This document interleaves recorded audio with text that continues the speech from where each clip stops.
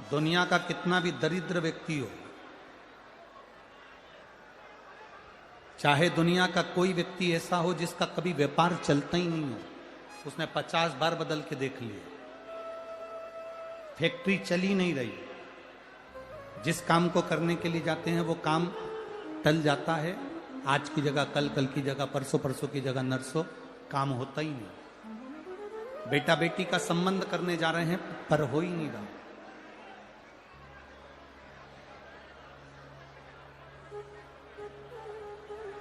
कितना भी दरिद्र से दरिद्र व्यक्ति है, कितना भी दीन से दीन व्यक्ति है, एक नियम वो अगर अपनी जिंदगी में बना ले, प्रदोष काल में, प्रदोष के समय पर बेलपत्री के वृक्ष के नीचे एक बार जाकर नमन करना और प्रदोष काल में शंकर भगवान के मंदिर में दिया लगाना, ये दो चीजें अगर वो 3 महीना भी लगातार कर ले तो उसके जीवन में कभी कोई समस्या आ ही नहीं सकती, कोई दुख आ ही नहीं सकता। एक नियम बना, जब कोई कहते तुम्हारे जीवन में कष्ट ही कष्ट है, तब एक काम चालू करो, शिव की आराधना।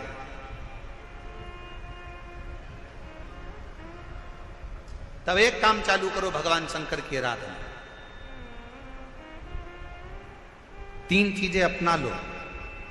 पहले नंबर पर शिव जी के मंदिर में 1 लोटा जल चढ़ाना। दूसरे नंबर पर मंदिर में दिया लगा सकते हो तो ठीक है, नहीं तो एक कनेर का फूल पीला वाला, देखा है आप लोगों ने? जम के बोलो जरा। पीले कलर का कनेर का फूल एक, प्रदोष काल के समय पर अगर दीप लगा सको तो ठीक है, नहीं तो एक कनेर का फूल पीले कलर का, शिव जी के अशोक सुंदरी का स्पर्श। अशोक सुंदरी वाली जगह मालूम है ना आप लोगों को? फिर से आप समझ लेंगे।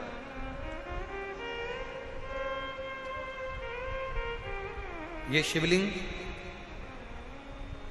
जलाधारी, ये चरण, राइट में गणेश जी, लेफ्ट में कार्तिकेय जी, मध्य भाग में जो एक मोटी सी लाइन होती है वो अशोक सुंदरी का स्थान होता है। जहां पर शिवलिंग रखा हुआ है ये पार्वती जी का हस्त कमल। शिवलिंग के ऊपर जो कलश में से एक एक बूंद पानी गिरता है वो शंकर जी की 5 लड़कियां, जया, विषहरा, शामली बारी, दौतली, देव। शिव जी के 6ठे नंबर की लड़की अशोक सुंदरी मध्य भाग में। जब एक कनेर का फूल प्रदोष काल में अशोक सुंदरी वाली जगह पर स्पर्श कराकर शिव जी को समर्पित करना।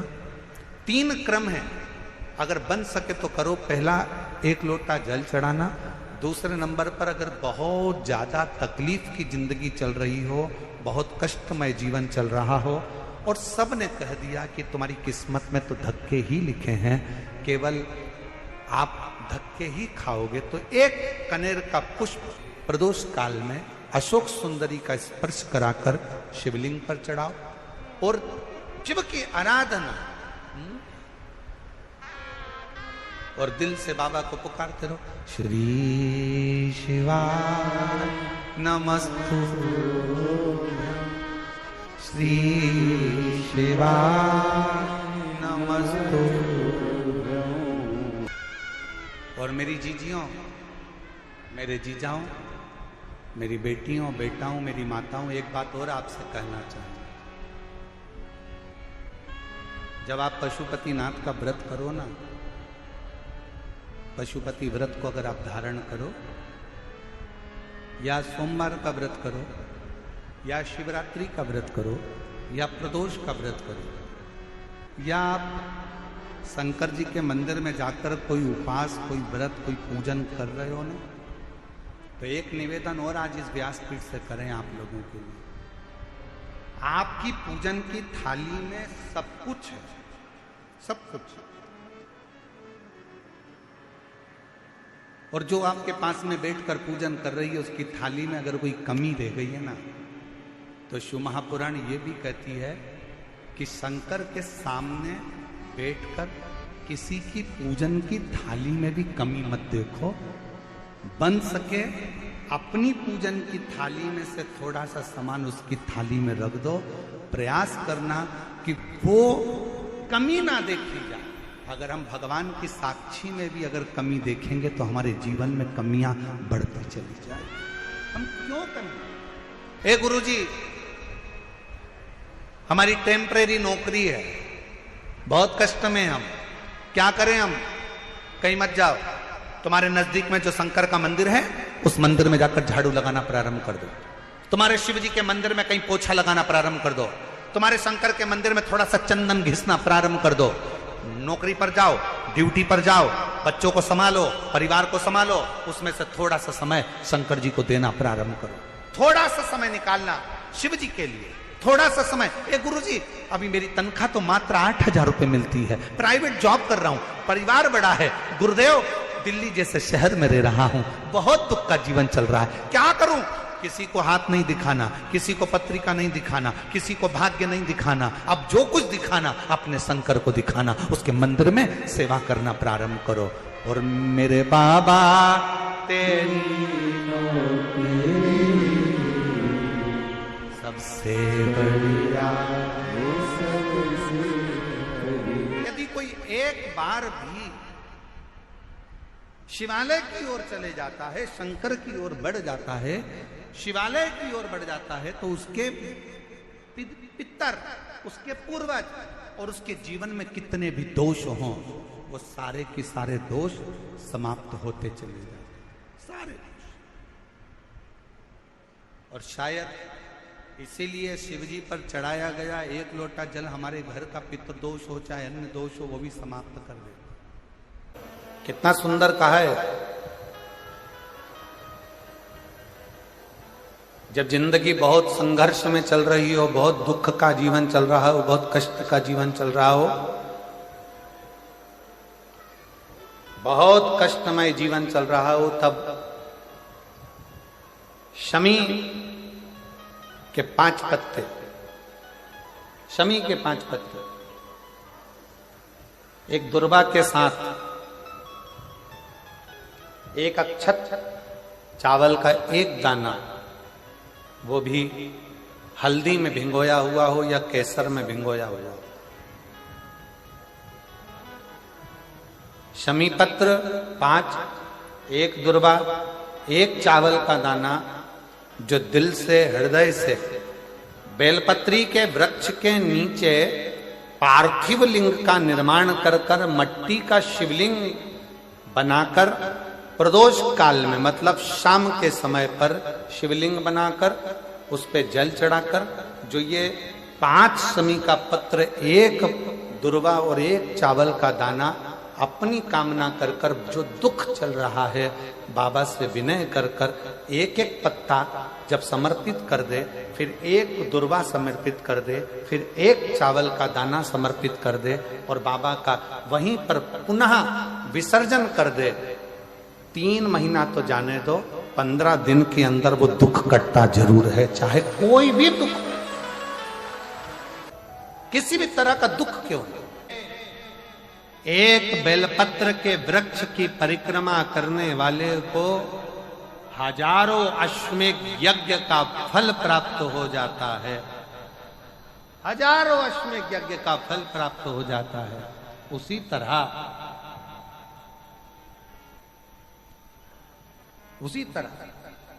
एक पार्थिव लिंग का निर्माण करने वाले को, मिट्टी का शिवलिंग का निर्माण कर कर पूजन करने वालों को 12 ज्योतिर्लिंग के शिवलिंग के दर्शन का पुण्य फल प्राप्त। बहुत ध्यान लगाकर सुनिएगा। एक बेलपत्री और उस बेलपत्री में एक चंदन की बिंदी और एक अक्षत का दाना मात्र रखकर भी अगर शिवालय पर चढ़ा दी जाती है,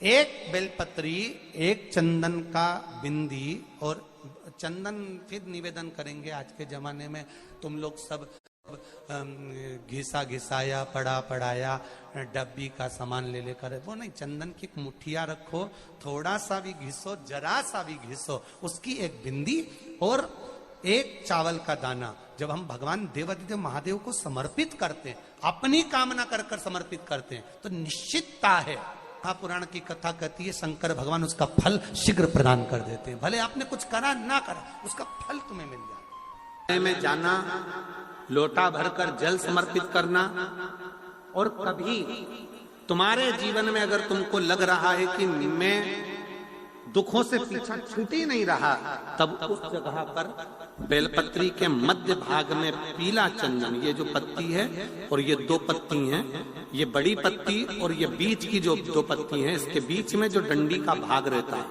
जो बीच में डंडी का जो भाग है, बड़ी पत्ती और ये दो छोटी पत्ती के मध्य में जो डंडी का भाग है, उस डंडी के भाग में पीला चंदन और एक अक्षत पीला शंकर भगवान को आप अगर प्रदोष काल में समर्पित कर रहे हैं, तो ये निश्चित है कि धीरे धीरे कर कर वो दुख समाप्त होगा, वो दुख कटेगा ही। अंतर्गत वर्णन किया गया शंकर भगवान की आराधना में, शिव की आराधना में, जब तुम्हें लगता है कि तुम्हारा व्यापार नहीं चल रहा, कोई तुम्हें धोखा दे रहा है, लक्ष्मी नहीं आ रही, बहुत चिंता में पड़े हुए हो, बहुत टेंशन में जिंदगी चल रही है, बहुत बीमारियां तुमको घेर ली है और चारों तरफ अंधेरा ही अंधेरा नजर आ रहा है, तुमने विचार करा अब मैं तो मर जाऊं तो अच्छा, मैं सुसाइड कर लूं तो अच्छा, मैं मर जाऊं तो अच्छा, तो मरने से पहले एक काम कर कर देखना, शंकर भगवान की आराधना कर कर देखना, शिव पर एक लोटा जल चढ़ा कर देखना, और ज्यादा चिंता ज्यादा टेंशन हो तो बेलपत्री के जड़ को घिसकर उसका चंदन बनाकर शंकर को लेपन कर कर उसकी भी आराधना कर कर देखना कि बेल चंदन का फल क्या। बेलपत्र, एक बेल, ये कोई साधारण नहीं, एक बेलपत्र, एक बेल, ये कोई साधारण नहीं, एक बेल।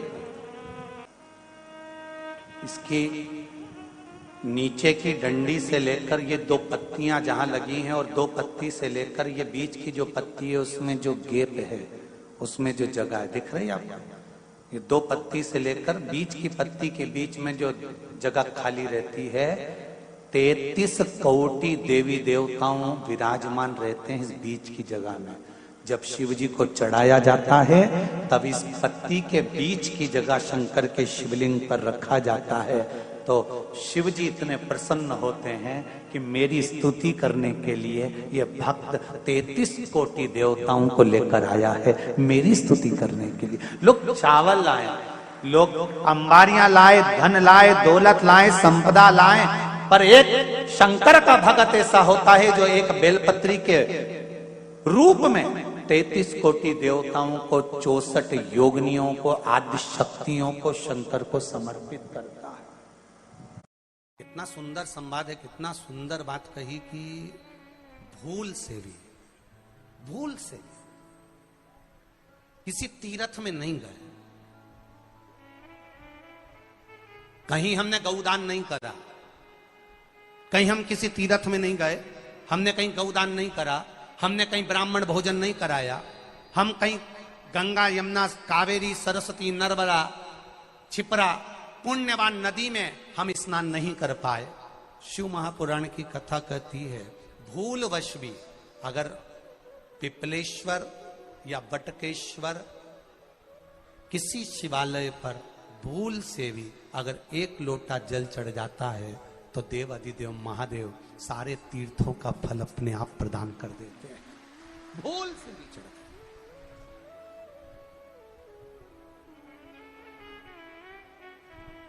एकांतेश्वर महादेव किसी तीर्थ में नहीं गए, कहीं हमने गौदान नहीं करा, कहीं हम किसी तीर्थ में नहीं गए, हमने कहीं गौदान नहीं करा, हमने कहीं ब्राह्मण भोजन नहीं कराया, हम कहीं गंगा यमुना कावेरी सरस्वती नर्मदा छिपरा पुण्यवान नदी में हम स्नान नहीं कर पाए। शिव महापुराण की कथा कहती है भूलवश भी अगर पिपलेश्वर या बटकेश्वर किसी शिवालय पर भूल से भी अगर एक लोटा जल चढ़ जाता है तो देव अधिदेव महादेव सारे तीर्थों का फल अपने आप प्रदान कर देते हैं। भूल से भी चढ़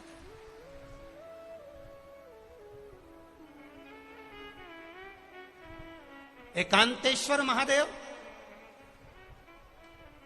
जो कि एकांत में बैठा हुआ है, एकांतेश्वर महादेव अकेला बैठा है अलमस्त होकर।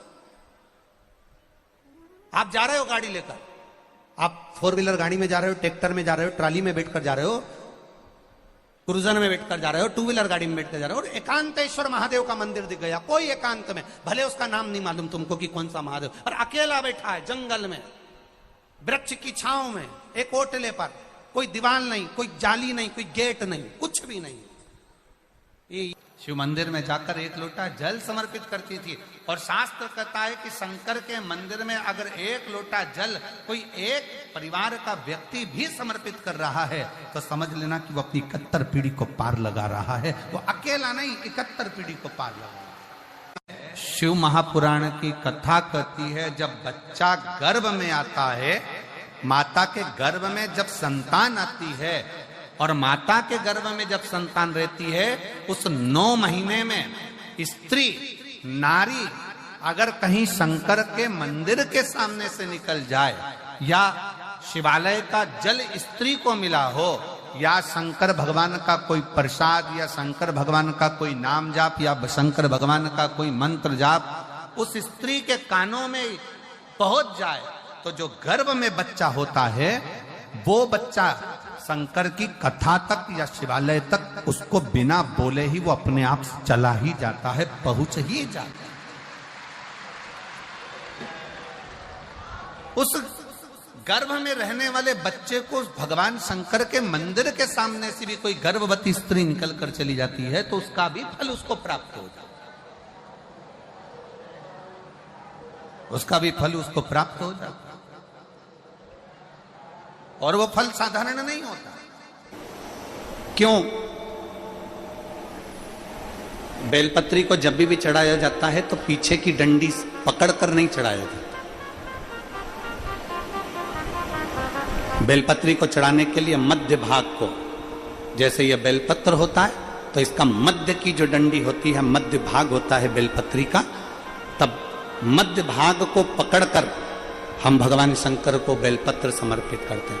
कोई भी बेलपत्र ऐसे नहीं चढ़ाता कि डंडी पकड़ के चढ़ा दिया, फिर पीछे की डंडी पकड़ के चढ़ा दिया, फिर पीछे की डंडी पकड़ के चढ़ा दिया, फिर डंडी पकड़ा, फिर चढ़ा दिया ना। मेरे देवादिदेव महादेव को जब भी बेलपत्र चढ़ाया जाता है तो मध्य भाग,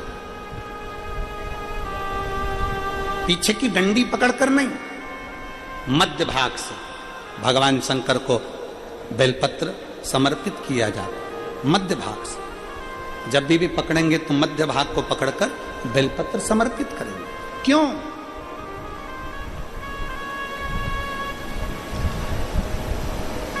क्योंकि हमने भगवान शिव को मध्य भाग पकड़कर इसलिए समर्पित करा कि ये केवल बेलपत्र का मध्य भाग नहीं है मेरे शंभू, मेरे हृदय के मध्य भाग को मैं आपके चरणों में समर्पित कर रही हूं। मेरा दिल, मेरा हृदय, मेरा चित्त मैं आपको दे रही हूं। मध्य भाग एक विश्वास के साथ दे रही हूं। इतनी सुंदर बात नंदी ने कही है। नंदी ने ये बात जो कही वो वास्तव में बड़ी सुंदर है कि मान लो यदि कोई कार्य तुम्हारा हो नहीं रहा और पूरी दुनिया में तुमने कर कर देख लिया, बहुत प्रयास कर कर देख लिया, तो भी वो कार्य अगर तुम्हारा नहीं होता तो फिर एक काम करो कि शिव की स्तुति करो, शंकर की स्तुति, शंकर का गुणगान, शंकर की भक्ति, शंकर का स्मरण।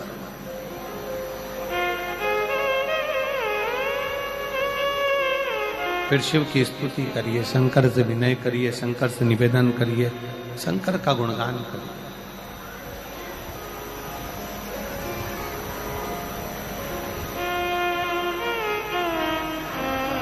पर भगवान की भक्ति होती कब?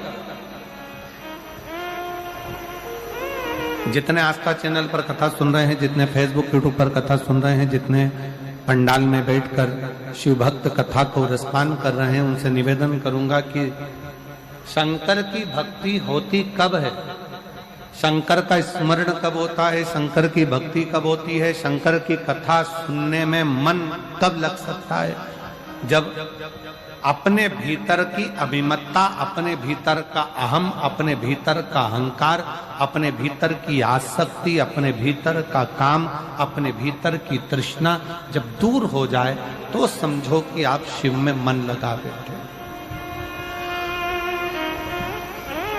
कितने सारे लोग बैठे हैं यहाँ पर कथा में, सब पंडालों के अंदर लोग शिव भक्त बैठे हुए हैं। कई लोग ऐसे भी होंगे जिनका आकर बैठ तो गए पर दिल नहीं लगता। दो जल व्यक्ति के जीवन को बदलते। कितने जल? जम के बोलो जरा। दो जल। एक देवाधिदेव महादेव के लिए भरा गया एक लोटा जल और दूसरा है स्वयं के लिए भरा गया एक लोटा जल। यहां पर अगर बुजुर्ग मेरी माताएं बैठी होंगी, मेरी जीजियां बैठी हैं, मेरे जीजा बैठे हैं, बुजुर्ग जितनी माताएं बैठी हैं वो पुराने समय का अगर लेख उठाकर देखेंगे तो पुराने समय के लोग भोजन करने बैठते थे ना, तो भोजन करने से पहले अपने पानी के लोटे को भरकर, अपना गिलास भरकर बैठते थे। किसी ने देखा है कि नहीं देखा? जम के बोलो जरा। देखा है आप लोगों ने?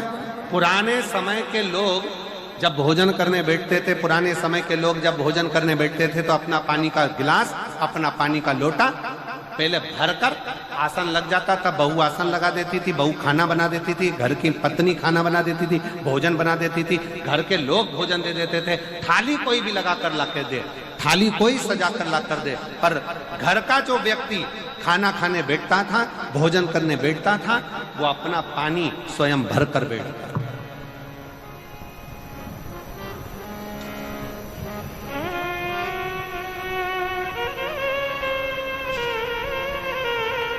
अब आज के जमाने में दुनिया के लोग कहते हैं मैं दुकान चला रहा हूं, दुनिया के लोग कहते हैं मैं घर चला रहा हूं, दुनिया के लोग कहते हैं मैं ये कर रहा हूं। तुम अपना खुद का पानी भरकर तो बैठ नहीं रहे और कह रहे हो कि घर चला रहा हूं। स्वयं का एक गिलास पानी व्यक्ति नहीं भर पा रहा। कितना सुंदर कहा है महाराज जी। बहुत सावधानी से सुनिएगा। दो जगह का जल व्यक्ति के जीवन को बदल देता है। एक शिव के लिए भरा गया जल और दूसरा स्वयं के लिए भरा गया जल। स्वयं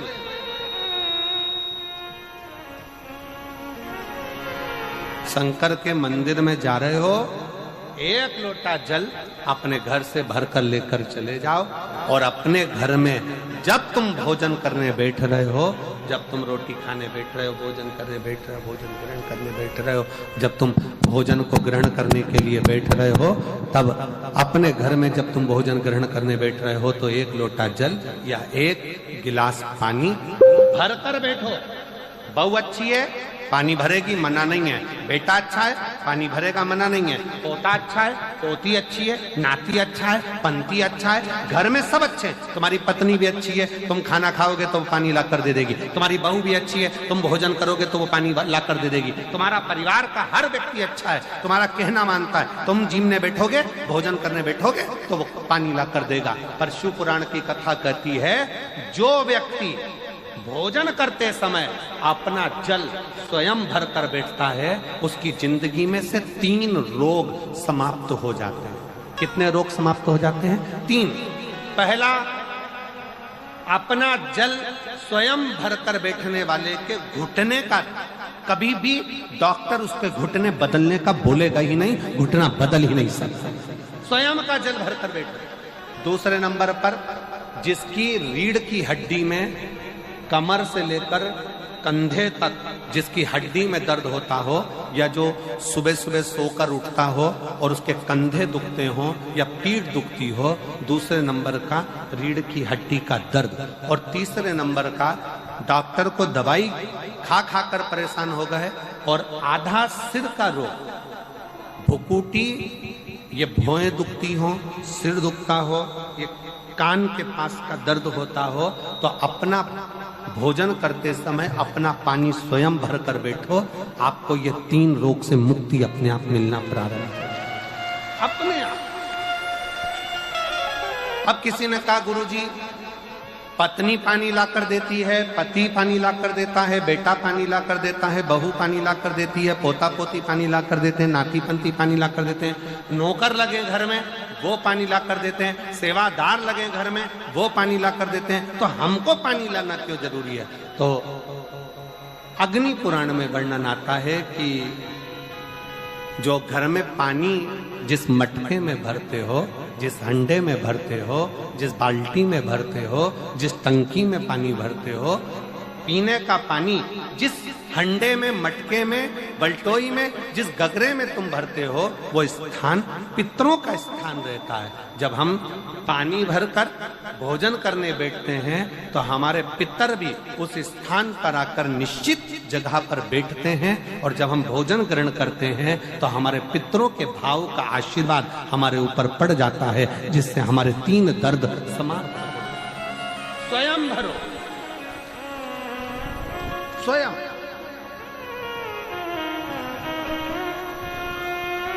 अब आज का जमाना इतना विचित्र है कि नौकर चाकर, परिवार, घर इतना बड़ा हो गया। आज के जमाने में कोई सोफे पे से उठना पसंद नहीं करता, वहीं से आवाज लगा देते हैं, ला मेरा भोजन लगा दे, रोटी लाओ। रोटी आई तो मालूम पड़ा पानी ला कर रखा बहू ने। वो बहू ला देगी, बहुत अच्छी है, बहू बेकार नहीं है, बहुत अच्छी है, बेटी बहुत अच्छी है, ला देगी पानी, भोजन भी लाएगी, पानी भी लाएगी, सब कुछ लाएगी। पर पहला फर्ज अपना है, जब तक शरीर चले, पांव चले, हाथ पैर चले, और तुम पलंग पर नहीं पड़े हो, तुम्हारा शरीर अगर चल रहा है, तो पहले रसोई घर में जाओ, लोटा भर, लोटा नहीं भर सकते तो गिलास भरो, गिलास नहीं भर सकते तो थोड़ा सा कटोरी में पानी भरो, पर अपने पीने के लिए थोड़ा सा जल स्वयं के लिए लेकर आओ। वो जल इतना कारगर होगा कि तुम्हें रोग से निवारण करता चले जाएगा, रोग समाप्त करता चलेगा।